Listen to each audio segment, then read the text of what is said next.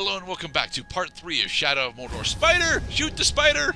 Damn it, they got rid of Gollum right after the cutscene. I hate it when they do that. What if I wanted to kill him? You can't kill Gollum, he's immune to damage. Right, because you got Shoot the spider! No! Legend tells me that many years from now you will be put into a very hot place by a man who deserves to be the person who kills you. Oh well. Because I didn't kill that spider, we're gonna end up putting off the hunting challenge for quite some time. Damn it. Alright, so now that we're like almost officially into the open world, I get to explain what a bunch of the side missions in this game are. We have rescue these slaves from these Uruk patrols. Doing so will unlock additional rescue missions. The rescue missions are mostly useless. They unlock a bunch of experience points and a couple of scenarios that, although are cool, are again mostly pointless because all that they really do. I'm not entirely sure if you have to complete all the rescue missions in an area for it to work, but supposedly, the more rescue missions that you complete, the more chances that roving slaves will actually be able to give you intel. And again, intel is very important for the Nemesis system. A strange rock. Yes, it's a volcanic rock, actually. Doom is a foul place. It comes from the volcano. There. Now, Doom is a foul place, angry and mean. It will explode when Sauron is near. I do really like these segments, honestly. I wish I didn't have to talk over them. They're cool. Rocks that burn the ground. It does this as a warning. I will not stay silent for long. Sort of like your mother. Don't tell your mother, isn't it? So this rock is... It is a rock, nothing more.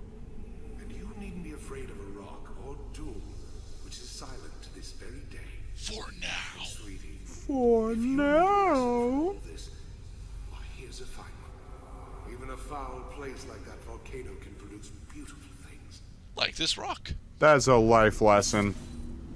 Inside of every bad thing, there is a kernel of good. Fire on Mount Doom for generations. Like pillows that have too much stuffing in them. Like lessons in growing and stuff. Burned to death by the heat of Sauron. This is where the storm will gather that will engulf the world of men. Aren't you glad that particular prophecy didn't come true, Cloud? This whole game is epic. Book, what do you call it? Thank you. There's a word for it when dramatic irony. That's it. Dramatic irony. So what is the ironic part? Well, the ironic part is that we already know the events that take place after this game, so we already know that the world of men is just fine. Everything is just fine, everyone. There is peace in the kingdom. Sam got married, and a dude got shot in the face. Why don't you come over here, Ranger? Don't tell me you're scared. And here we have introduction to one of our recurring characters for the first half of the game, Ratbag. Close if you want the black hand. Those slave scum are pouring poison in your ear. Oh, but you cut these ropes. Ratbag will tell you everything. I could also slap the shit out of you and you'd tell me just as much. Go ahead, you bastard! Do it! I'll die, and you'll know nothing! Maybe I'll grant your request. End your misery. No. I was just... Look, those slaves are no match for the Orc army. So far, the Orc army hasn't shown us all that much of a challenge, but that'll change. Teach you the ways of the Orc. Ratbag can make your plan work. Ratbag. Ratbag for mayor. Ratbag is your mayor. Kind of. It's actually War Chief, but kind of. Aw, why do you gotta do the burning light going to his eyeball thing? Because we are supposed.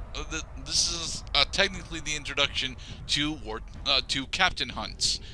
where it's not actually a different, you know, style of gameplay. This is actually what a majority of the game revolves around: hunting down very particular captains in order to usurp their place of power in order to lure out the war chiefs, Problem, Ranger. as Ratbag will explain War now. chiefs.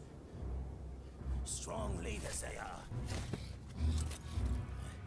Now, if something were to happen to them, then they wouldn't be able to stop your little insurrection, would they? I would hunt them down. How?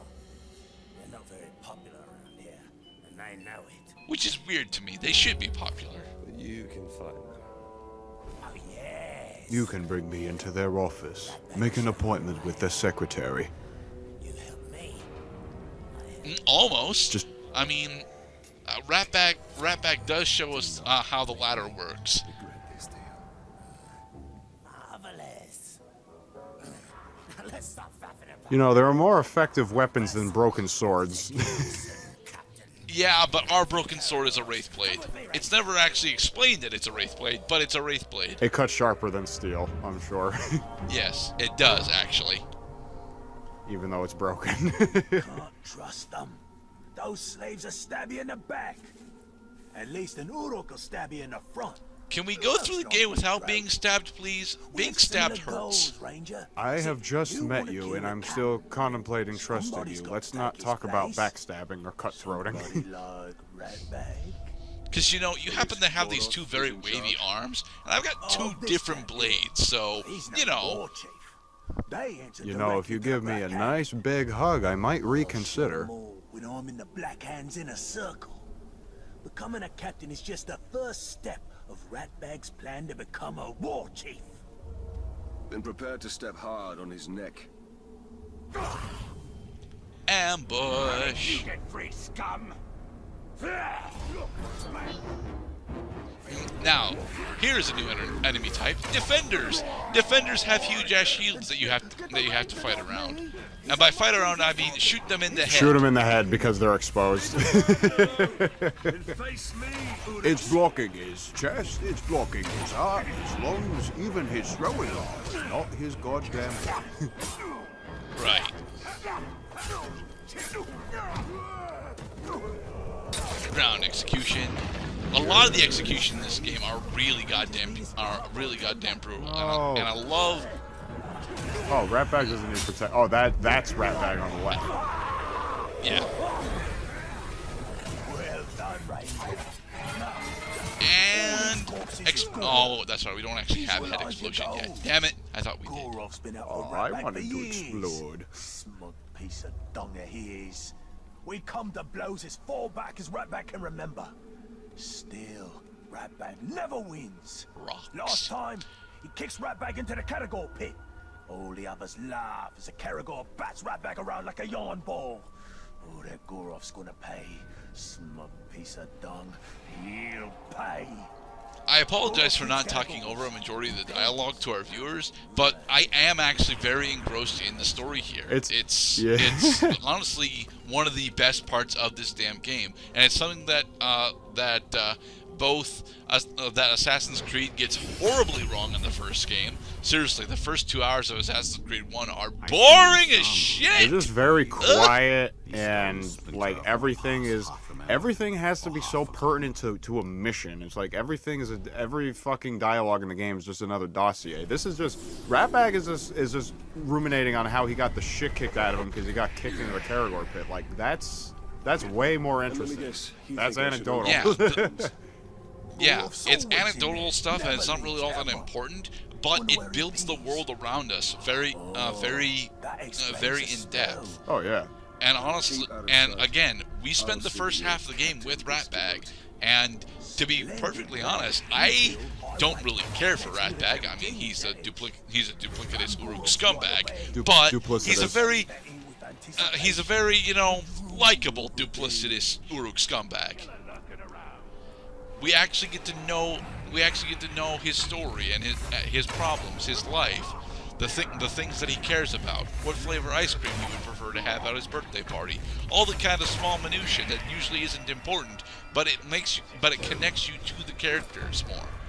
The thing that I realize is this guy, the guy who's stabbing that orc right there. Yeah, he's a badass. He's a warrior. He's taking names and stomping necks, but he needs friends too. He needs somebody to talk to. Yeah. He gets lots of friends. Now he's got Ratbag as a friend. Get back to work and stop talking then. Another artifact, a grog bowl. It was a bowl of grog. We'll go tonight. No more being bossed around by that damned Uruk.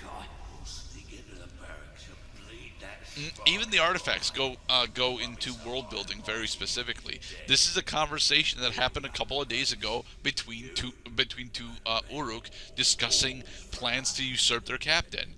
You know, and we can tell that one of these Uruks is an idiot and the other one's an actual schemer. Very clearly from just the voice and inflections of how they're communicating. Something that Shadow of Mordor gets really goddamn right is the characters and character interactions. Oh yeah. I also like it how they can take like just basically any enemy that's on the field. Let's say, okay, boys, we're gonna copy paste like 5 defenders, 3 archers.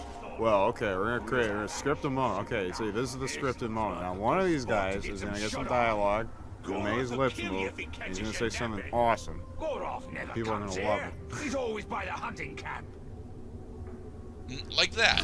The patrol was discussing our mission. Now they were discussing it very naturally, but it comes up as something that they would actually say because they were discussing how their boss flat out doesn't do his fucking job.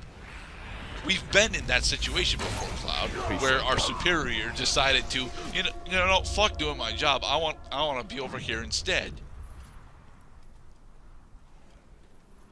We're not supposed to name our superiors when they do that, though. Found the target. We're Yes. gonna go kill Goroth. We're not gonna Sam Fisher him, though. Specifically, they want us to use the use the information that we got from the intel to exploit his weakness. But right now, getting these towers is slightly more important to me, so I have access to fast travel later. And of course, the only ones left are the peripheral ones. Yeah. You can get like all the towers within the first hour of the game. It's actually pretty simple. You can probably get if I had to guess, seeing how long you were just trapped in mandatory cutscenes, you could probably get all the towers within the first like 25 to 30 minutes. If you really work at it, yes, but you'll be delaying your story missions quite a bit. Yes, use his fears against him. Ouch. Man can't flee when he is in my grasp. Hee hee. Make his head explode. Hack into his computer mainframe and delete his operating system. And tackle. Yeah. Or wrangle. Gain intel. So, now I realize something. Before, because I got a lot of exposure to this game through my buddy Vinny. And one thing that I failed to realize is that the Wraith and Talion are 2 different people. They are 2 different people. Very different people, in fact. The Wraith is an elf, and Talion is a human. Wait, why does Ratbag get credit for that? It was technically a duel that Ratbag had challenged. It wasn't really, but as you're seeing here, Ratbag is taking credit for it, as in a moment it'll show off that he sliced off the dude's ear.